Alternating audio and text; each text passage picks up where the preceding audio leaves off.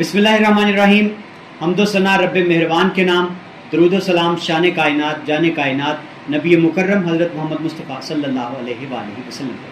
عامر عثمان عادل اپنے YouTube channel اور official face بک page پر پاکستان اور دنیا بھر میں بسنے والے سفیران وطن کو سلام عرض کرتا ہوں. آج میرے ساتھ میرے خونہار شاگرد موجود ہیں.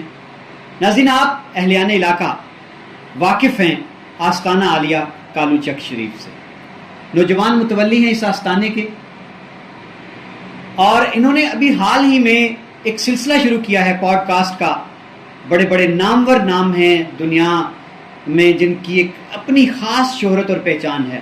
مولانا طارق جمیل کی بات کروں، انجینئر محمد علی مرزا کی بات کروں، تو آج ہم ان سے گفتگو کریں گے کہ یہ روایتی جو ایک سلسلہ ہے آستانوں کا، اس سے یہ روایت شکن کیوں ہوئے، پوڈ کاسٹ کی دنیا میں انہوں نے کیوں قدم رکھا، ان کی منزل کیا ہے. السلام علیکم. وعلیکم السلام.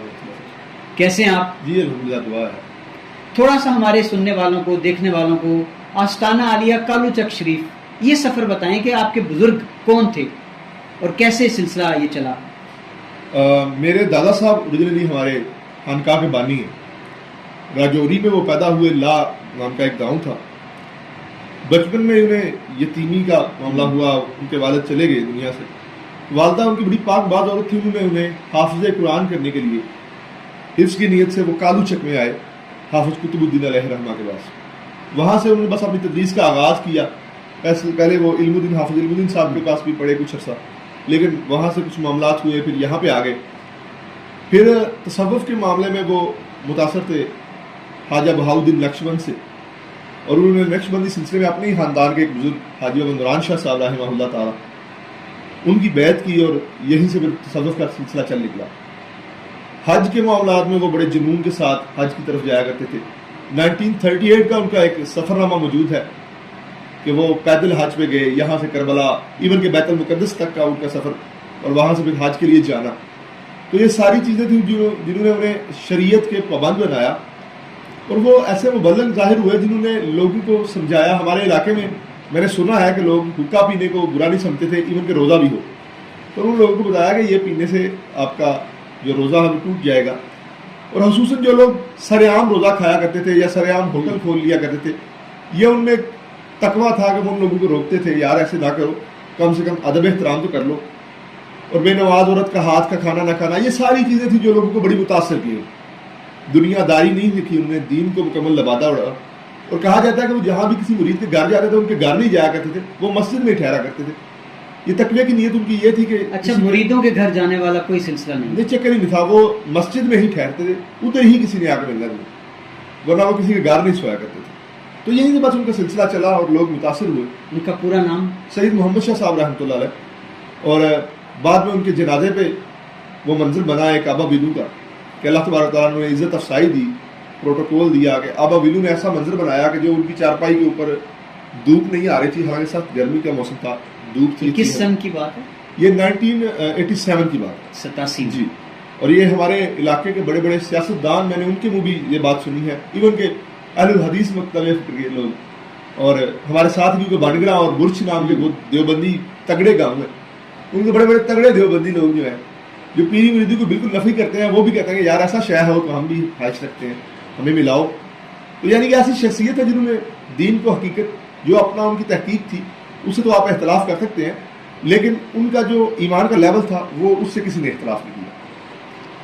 تو یہ آپ کا گھرانے کا فیصلہ تھا بڑوں کا کہ آپ کے سر پہ یہ دستار رکھی جائے آستانے کی؟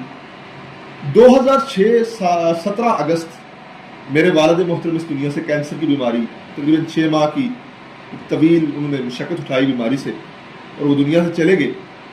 ان کا نام سید عبد المجید شاہ صاحب نام تھا ان کا. جی.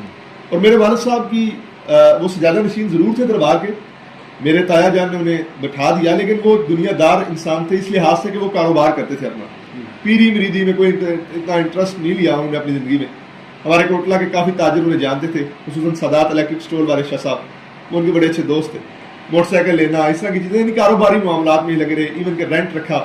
ایک سیما نام کے انکل تھے ہمارے، وہ بھی پتہ قتل ہو گئے تھے اسی معاملے میں، وہ بھی ہماری رینٹ کی گاڑی کے ڈرائیور تھے. یعنی کہ وہ تمام کاروباری معاملات ان کے زیر تحت تھے. وہ جب آخری کچھ سال آئے تو میرے والد صاحب نے گوشہ نشینی اختیار کی اور تھوڑی بہت پیری مریدی چلانا شروع کر دی. پھر وہ قضاء آ لیا اور انہوں نے میرے بھائیوں کو یہ وصیت کی کہ یہ تم دونوں میں سے کوئی بھی پیر نہیں ہوگا بڑوں میں سے. میں سب سے چھوٹا تھا گھر میں, تو اسے گدی نشینی دینی. میری اس وقت عمر مشکل 8 سال تھی. تو میرے بڑے بھائی اس وقت گریجویشن کر رہے تھے اسلام آباد سے, انہوں نے گریجویشن چھوڑی اور پھر گدی پہ آ بیٹھے. پھر انہوں نے بڑے آسان طریقے سے اس معاملے کو لے کے چلے اور پھر انہوں نے ماسٹر کیا, بی ایس این کیا سوشالوجی میں گجرات یونیورسٹی سے, اور بعد میں انہوں نے 2012 میں میں اس وقت 9th کلاس میں آپ کے ہی اسکول میں پڑھ رہا تھا اسی جگہ پہ, تو انہوں نے گدی میں بٹھا دیا. اور میرے ساتھ بھی وہی معاملہ ہوا کہ مجھے علم نہیں تھا کہ میں گدی نشین ہوں یا یہ کیا سلسلہ ہے یا کیا معاملہ ہے. تربیت تھوڑی بہت کی گئی جو خانقاہوں پہ ہوتی ہے, لیکن شروع سے ہی میں ان چیزوں کو بڑا ہی معیوب سمجھتا تھا کہ میں ایک چھوٹا سا بچہ اور ایک بڑا بزرگ باریش آدمی آ رہا ہے اور وہ میرے گھٹنوں کو ہاتھ لگا رہا ہے, میرے ہاتھ کو بوسہ دے رہا ہے. میں بوسہ دینے کے جو معاملات ہیں میں اس کا اعتراض نہیں کرتا, لیکن ظاہر مطلب میرے اندر سے ایک آواز اٹھتی تھی کہ یار یہ اچھا نہیں لگ رہا, بزرگ بندہ ہے اور میرے ہاتھ مجھے اس کی تکریم کرنا ہے, مجھے تکریم. تو یہ میں شروع سے ہی میرے میں تھا. لیکن آہستہ آہستہ جیسے کہ علماء کرام میں بیٹھنا, محافل میں جانا, ربیع الاول شریف خاص کر, یہ تو آپ کو پتا ہے علماء کا اور پیروں کا معذرت کے ساتھ سیزن ہوتا ہے, تو محافل میں جانا, وہاں پہ جب ساری گفتگو سننی, اختلافی موضوعات میں باتیں ہونی, سوشل میڈیا کا دور آ گیا, 2013 میں 4G 3G نے ایک انقلاب برپا کیا.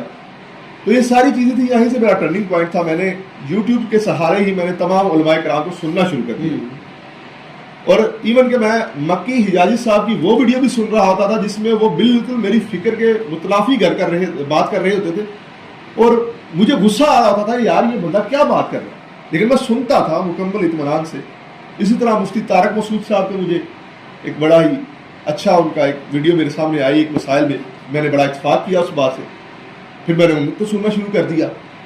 کرتے کرتے مولانا طارق جمیل صاحب کا مجھے ایک میموری کارڈ ملا تھا جس میں ان کی کچھ ویڈیوز تھی, تو میں ہینڈ فری لگا کے سن رہا تھا, اور وہ اتنی رکت انگیز تھی ان کی جوانی کی کہ وہ جوانی میں سمجھے کہ فائر ہی مارتے تھے سیدھے سیدھے.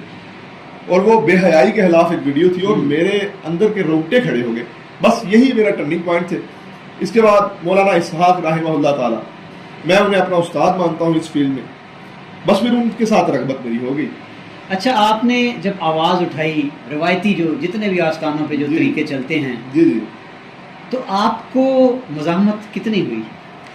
سر ابھی تک میرے خلاف بڑی تگڑی مزاحمت ابھی تک موجود ہے, اور میں یہ بربلا کہنا چاہوں گا کہ میرے اپنوں نے اتنی مزاحمت نہیں کی.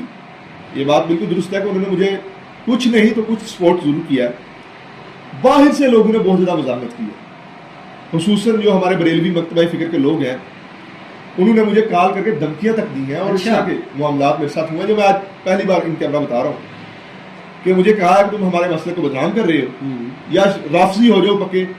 2-3 ہی الزام لگاتے ہیں, ایک تو کہتے ہیں رافضی ہو گیا جی, دوسرا کہتے ہیں جی وہابی ہو گیا. پہلے رافضی کہا کرتے تھے, آج کل وہابی کہہ رہے ہیں. تو کہتے ہیں جی یا تو مسئلہ چھوڑ دو یا پھر یہ جو ڈرامہ بازی تم نے شروع کی ہے یہ چھوڑ دو. ایون کہ آپ کو پتا کہ مولانا طارق جمیل صاحب, میں نے ان کا ادراہ عقیدت بوسہ لیا تو وہ ایک طوفان بدتمیزی کھڑا ہو گیا اور لبے بام وہ چہم گوئیاں شروع ہو گئیں. میں نے اس پہ وضاحت بھی دے دی. اس کے باوجود جہلم میں باقاعدہ طور پہ ایک مسجد میں جمعہ پڑھایا گیا ہے میرے خلاف. اچھا, ہاں جی, جمعہ پورا جمعہ موضوع تھے جی, پورا موضوع میں تھا. اور مجھے کوٹ جٹا کے ایک حافظ صاحب نے کال کی, وہاں پہ کافی مریدین ہیں اور بڑے عقیدت مند لوگ ہیں. انہوں نے مجھے کہا جی آپ یہاں اگر آئیں گے تو آپ ہرگز نہ سوچیے گا کہ آپ کا یہاں کوئی مرید بچے گا, میں اس جمعے کو فارغ کر دوں گا آپ کو. پھر بعد میں انہوں نے اس بات پہ رجوع کر لیا اور میرے سے انہوں نے معذرت بھی کی. یعنی کہ بس جب بھی کوئی بھی, میں نے خاص کر 2016 میں ایک ویڈیو چڑھائی تھی سجدوں کے خلاف, اور یہ طواف اور یہ جو سارے ڈول ڈمکے, خصوصاً الحمدللہ ہمارے دربار میں شروع سے نہیں ہوتا ہے یہ معاملہ, بلکہ ہماری وہ جو گلی ہے دربار والی, تقریباً وہ کافی بڑی ہمارے گاؤں کی گلی ہے, وہاں پہ ڈول نہیں بجایا جاتا, صرف اس عقیدت سے کہ یہ دربار والی گلی. ماشاءاللہ, ہاں یہ ہمارے ہاں موجود تھا شروع سے. اور یہ بھی ایک وجہ تھی کہ ہم نے روایتی دربار سے, ہمارا دربار سسٹم نہیں تھا, اور ہم اسی وجہ سے میں تھوڑا سا انکریج ہوا اس طرف. لوگوں نے ابھی تک اپریشیٹ بھی کافی کیا. ایون کہ گجرات سے ایک صاحب آئے ہیں, ٹھٹ بریلوی تھے, اور ابھی تک حضرت اعلیٰ حضرت کے ماننے والے ہیں اور عالم دین ہیں. انہوں نے مجھے منع کیا نام لینے سے, بڑی مشہور شخصیت ہے, انہوں نے آگے باقاعدہ میرے ماتھے پہ بوسہ دیا اور انہوں نے مجھے کہا کہ کیری آن, جاری رکھو اور اس سے پیچھے نہیں ہٹنا. اچھا, آپ نے کیا محسوس کیا کہ جتنی مخالفت ہوئی آپ کی, جتنی مزاحمت ہوئی, ان لوگوں کو کیا خطرہ درپیش ہے کہ وہ روایتی سمجھتے ہیں کہ ہمارا جو ایک ملمہ کاری ہوئی ہے, ہم نے جو لوگوں کو اندھی عقیدت میں کیا ہوا ہے پاگل, تو کہیں لوگوں کو شعور نہ آ جائے؟ جو پیرانے الزام ہے جو میرے خلاف لبے بام بول رہے ہیں, انہیں تو یہی مسئلہ ہے کہ ظاہر بات ہماری دکانداری بند ہو گئی.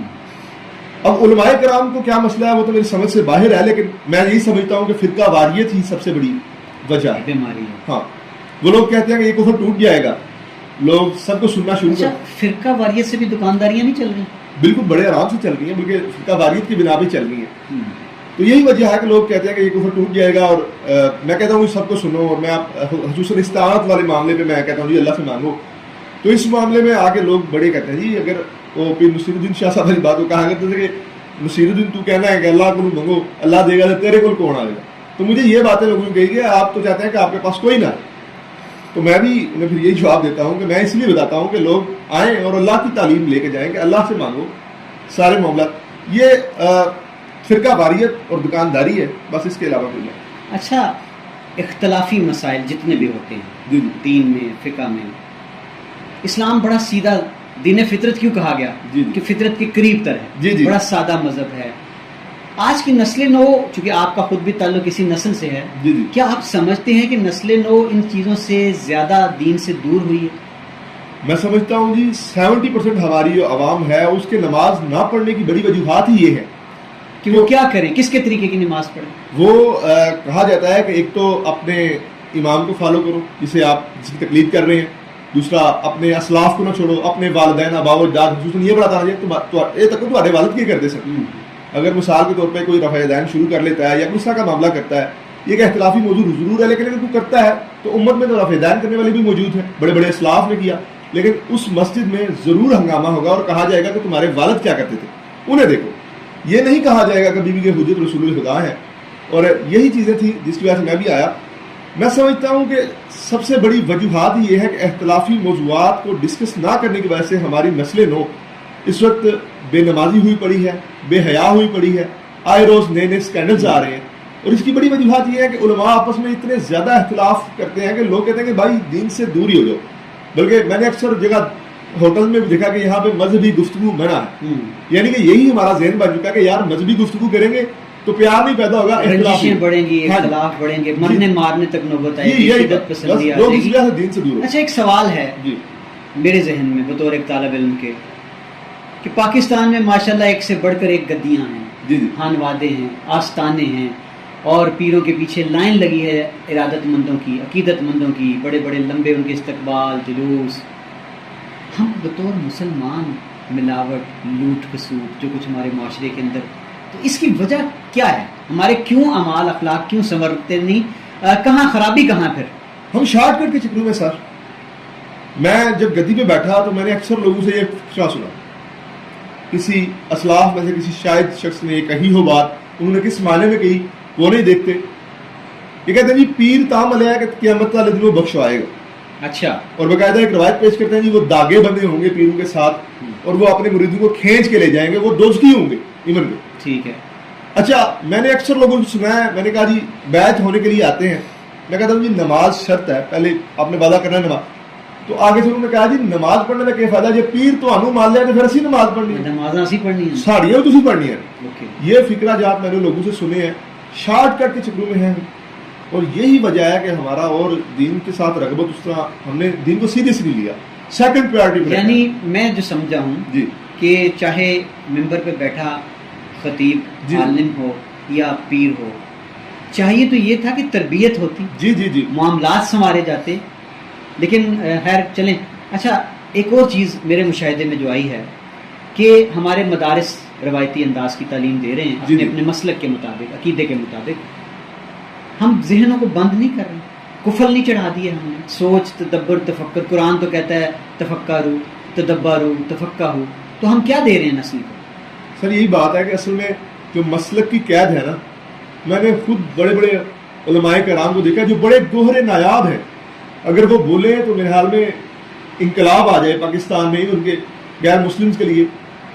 بڑے بڑے تگڑے اسکالر خصوصاً بیرا شریف سے میرے کچھ دوست فاضل ہو کے آئے ہیں, یقین مانے وہ گوہر نایاب ہیں, اور میں نے انہیں جب بھی کہا کہ تھوڑا سا بولیں تو انہیں دبا دیا جاتا ہے. اچھا, ہاں, یہی وجہ ہے کہ یہ فرقہ واریت اور مسلک کی جو وہ آپ نے کہا نا کہ کفل ہے جو جس کمرے میں ہمیں بند کر دیا گیا, تو یہی وجوہات کا ہے کہ بہت سارے ہیرے وہ بول ہی نہیں سکتے. انہیں وہی ایک بندہ 8 سال کی ڈگری, آپ سمجھتے ہیں کہ ڈاکٹر ایک ڈگری کرتا ہے وہ 6 سال میں 5 سال میں وہ ہاؤس جاب کر کے باقاعدہ ڈاکٹر بن جاتا ہے. ہمارے ایک بچہ بچپن سے اس نے پہلے 8ویں کلاس سے پہلے حفظ کیا, وہ 4-5 سال 8 سال آگے گزارے, اور جب وہ سارا کچھ کر کے آیا اس نے معاشرے کو ایک مکمل اس کا آپریشن کرنا تھا, سرجن بننا تھا, جیسے ڈاکٹر سرجن بن رہا ہے, اسے تربیت کرنی تھی. اس کا وین کیا ہے, اس کے گھر والے کہہ رہے ہیں کہ کوئی مسجد تکو, کوئی مسجد لگو, فٹوڑی امام لگاؤ کہ اس میں پہلے منزل بھول جائے گا یا مسائل بھول جائے گا. وہ ڈگری لیتا ہے اور ممبر پہ جا بیٹھتا ہے اور پھر وہی روایتی باتیں کرتا ہے, وہی ایک خاص گھٹن زدہ ماحول میں رہتا ہے, اور وہ خود بھی اس ماحول سے خوش نہیں ہوتا. وہی بیچارے کو 20-25 ہزار ملتا ہے اور اسے یہی ڈر ہوتا ہے کہ یہی کہیں ضائع نہ ہو جائے, اگر میں نے یہ چھوڑ دیا تو مجھے تو کچھ اور آتا ہی نہیں.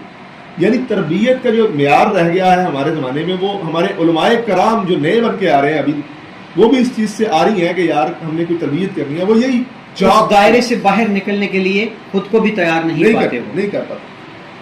میرا ایک تاثر ہے, شاید میرا تجربہ ہے, جی جی, کہ کبھی فیس بک پہ یوٹیوب پہ ہم دیکھتے ہیں کسی شیعہ عالم کی گفتگو, جی جی, اس کا خطاب مجھے بڑا متاثر کرتا ہے. آپ کیا سمجھتے ہیں کہ ان کے پیچھے ان کیا کوئی تربیت کا ایسا ہے عمل, یا کس طرح کے, میں جب ان کا موازنہ کرتا ہوں تو مجھے وہ مطلب بہت فصاحت اور بلاغت نظر آتی ہے ان میں. سر شیعہ کے حوالے سے مولانا اسحاق رحمہ اللہ تبارک تعالیٰ فرماتے تھے کہ شیعہ جو ہے امامیہ خصوصاً میں ایک گروہ تھا جو کہ بڑا پڑھا لکھا گروہ ہوا کرتا تھا. مولانا اسحاق صاحب کہا کرتے تھے کہ یہ اتنے بڑے عالم تھے کہ اہل سنت کے ہاں اتنا بڑا عالم شاید ہی ملے. یہ ایک شیعہ ازم کے حوالے سے. اور موجودہ بھی جو ان کی تربیت ہے وہ باقاعدہ طور پہ اپنے اسلاف کا معاملات اس طرح لے کے اپنے جو ذاکرین ان کے علماء بنتے ہیں وہ کوئی محدود سا معاملہ نہیں ہوتا, وہ انہیں ہر قسم کی تعلیم دیتے ہیں. میں نے خود کچھ شیعہ علماء سے بات کی, دیکھا انہوں نے باقاعدہ طور پہ جو کہتے ہیں نا کہ تمام اسٹڈی کی ہوتی ہے تمام ریلیجنس کی مکمل طور, ہاں, وہ اتنے تگڑے عالم دین ہوتے ہیں کہ وہ بہاری شریف کا ایک تو عالم دین تھے, یہاں کوٹلہ میں آئے, اس وقت میں بھی شیعہ ازم تھا, متاثر تھا, تو میری ان سے گفتگو ہوئی تو انہوں نے مجھے کہا بہاری شریف فلانا نمبر سجا صفحہ 4تھی لائن لکھنا ہے. میں جب سوچا, میں نے جا کے بہاری شریف میرے دادا صاحب کی پڑھی ہوئی تھی, اچھا یقین مانے ایکوریٹ انہوں نے بتایا. اور اس طرح کی ان کی تعلیم و تربیت کی جاتی ہے. بلکہ شیعہ کے جو بچے ہوتے ہیں وہ بچپن سے انہیں کربلا کے تمام شہداء کے نام بتائے جاتے ہیں, انہیں اس فکر میں ڈالا جاتا ہے. بلکہ ان کا ایک قول ہے کہ عزاداری اگر تم نے اپنے بچوں میں نہ بھیجی تو تم عزادار ہی نہیں. یعنی کہ لیکن آپ موجودہ دور میں یہ بھی کنڈیم کرنا ضروری ہے کہ جو شیعہ ازم موجودہ دور میں ذاکرین کر رہے ہیں یہ انتہائی فتنہ پرور شخصیت موجود ہیں اس وقت, جنہوں نے ایک فتنہ برپا کیا ہوا ہے پوری امت میں. اور میں سمجھتا ہوں کہ اگر یہ اس طرح کی حرکات نہ کریں تو اس وقت ہمارے ماحول کافی بہتر ہو سکتا ہے. جواد نقوی صاحب حافظ اللہ تعالیٰ میری انشاءاللہ ربیع الاول کے بعد پوڈ کاسٹ بھی ہے, وہ ایک شمع کی طرح سامنے آئے ہیں, اور میں سمجھتا ہوں کہ ان کا ایک ادارہ بہت بڑا ایک ادارہ سامنے آ رہا ہے پاکستان میں, جو کہ باقاعدہ طور پہ اغراض و مقاصد میں کافی آگے چلا گیا. پوڈ کاسٹ کی طرف کیسے آئے, کیا خیال تھا؟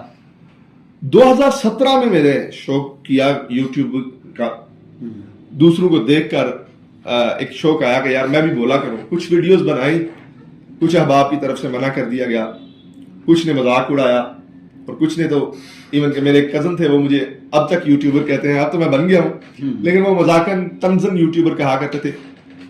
لوگ مذاق کرتے تھے لیکن میرے دل پہ وہ بات لگتی تھی. میں نے 3-4 بار یہ معاملہ شروع کرنے کے لیے ارادہ کیا لیکن ترک کر دیا. 2022 میں نے یہ سلسلہ شروع کیا. سب سے پہلے تو میں نے چھوٹی موٹی ولاگنگ شروع کی, ڈالر اکانومی ویڈیو ڈالنا شروع کی, وہ کافی وائرل ہوئی, مجھے کافی حوصلہ ملا کہ یار ٹھیک ہے.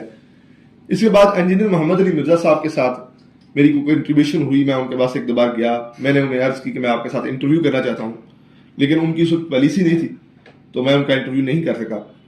میرے ایک دوست تھے, انہوں نے مجھے کہا کہ آپ دوبارہ کوشش کریں. ان دنوں انہوں نے اردو پوائنٹ کو ایک انٹرویو دیا تھا. ان کے بعد کنٹریبیوشن بن گئی, ہمارا ٹائم بن گیا 6 مہینے بعد کا. بس اس کے بعد یہ جو سلسلہ چلا, میری وہ ویڈیو وائرل ہوئی, جگہ جگہ سے میسیجز آئے, کچھ نے اپریشیٹ کیا, کچھ نے, لیکن میں نے دیکھا کہ کافی سارے لوگوں کو میری اس بات کی وجہ سے بہت ہی حوصلہ افزائی ملی اور انہیں سکون کا سانس ملا کہ یار ایک بریلوی مکتبہ فکر کا شخص, صوفی ازم کا, تصوف کا ماننے والا. اور میں واقعتاً تصوف کی غلطیاں جو ہائی لائٹ کوئی بھی کرتا ہے میں اسے کہتا ہوں اسے چھوڑیں, تصوف کے جو اچھے پوائنٹ ہیں جیسے جی خصوصاً غامدی صاحب بھی کہتے ہیں کہ خانقاہ ضرورت ہے, ایک نفسیاتی مسائل کا حل ہے, اس لحاظ سے میں دیکھتا تھا.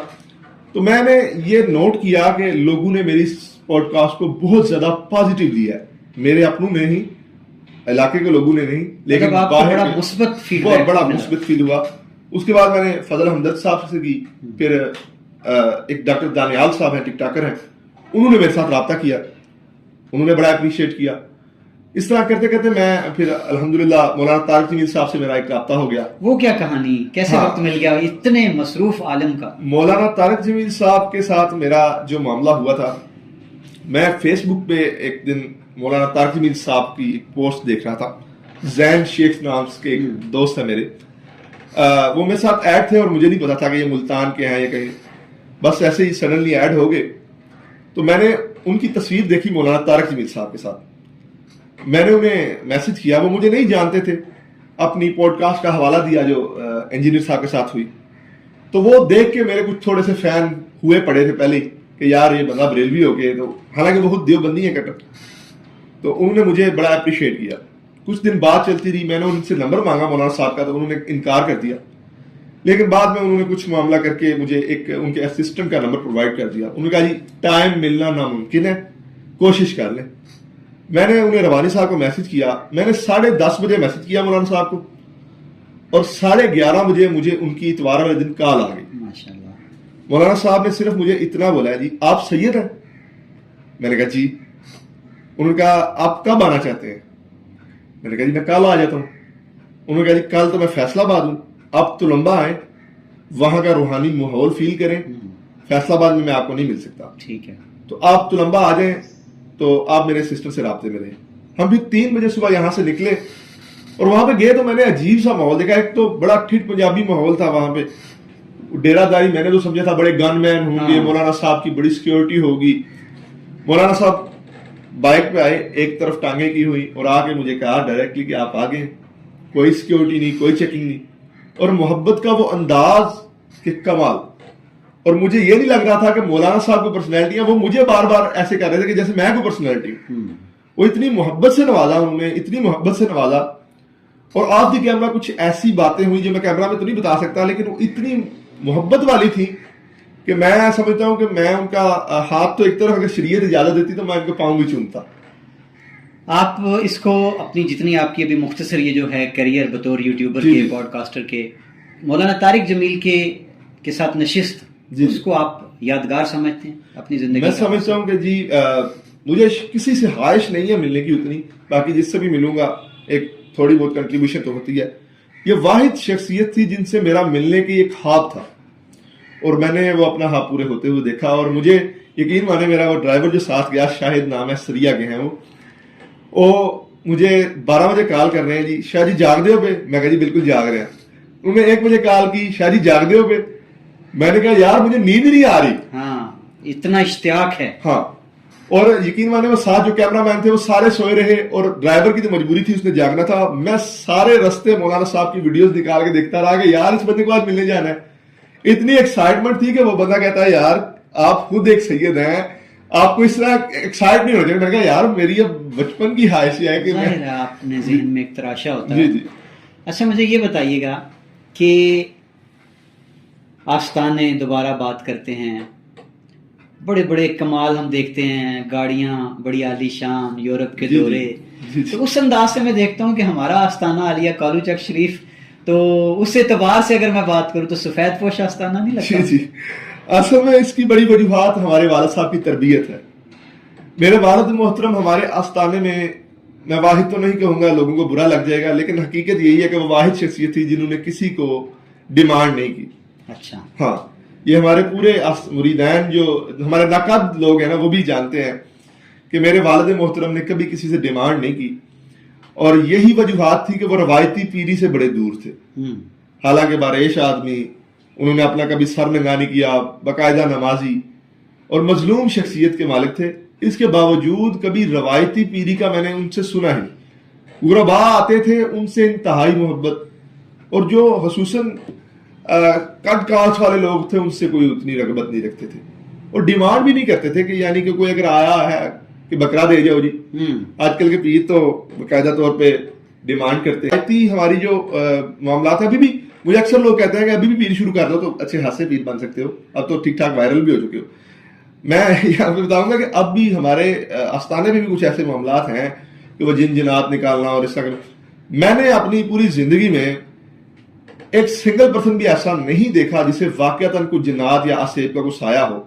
ٹوٹلی نفسیاتی مراض کے لوگ ہوتے ہیں، پھر کوشش کی جاتی ہے تھراپی کروں ان کی، انہیں سمجھاؤں کہ اس چیز سے نکلے. جی بالکل کوشش کرتا ہوں، لیکن ظاہر بات لوگ اس روایتی چیز کو، اس روایت سے ہٹ کے لوگ جو چیز ہوتی ہے نکلنے کو تیار نہیں. مجھے میرے پاس سب سے کم لوگ آتے ہیں. اس کی وجہ ہاتھ یہ ہے کہ میں ان چیزوں کو نہیں، ان کے تعویذ دینا بھی کم کر دی ہیں. دم تو ایک سنت طریقہ ہے، تعویذ بھی میں نے نہ ہونے کے برابر صرف بچوں کی حد تک میں دیتا ہوں، اس کے علاوہ میں نے چھوڑ دیا.